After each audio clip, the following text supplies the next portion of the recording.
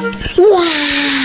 这个鸟巢里边有2只幼崽，应该是3只幼崽。我们把刚刚出生的1只幼崽忽略了，它的身体还是红彤彤的。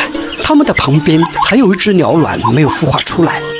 这3个小家伙看起来好可爱，他们的父母怎么没有在巢穴中？他们到底是谁家的幼崽呢？看他们的长相，应该是一种小型猛禽的后代。他们的父母是雀鹰、红隼还是黑翅鸢呢？这一个鸟巢出现了一个奇怪的现象，巢穴里只有1只幼鸟，有2只鸟卵已经跑到了巢穴外边，而剩下的鸟卵又被这1只幼鸟顶了出来。它到底在干什么？它为何要这样做呢？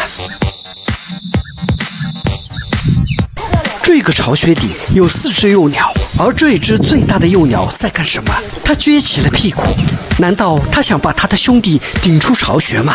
这个家伙是不是有点歹毒？还这么小就这么坏了吗？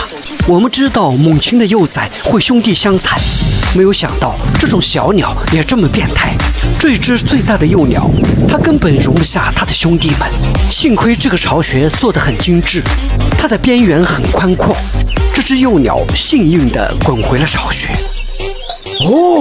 这是另外一个鸟巢，幼鸟们饿了，它们伸长了脖子，已经伸到了相机的面前。这一坨便便还真的不小，看起来很有营养的样子。这个鸟巢感觉很精致，里边好像有一层丝棉。青鸟送回了一条大虫子，这只幼鸟一口就吞了下去。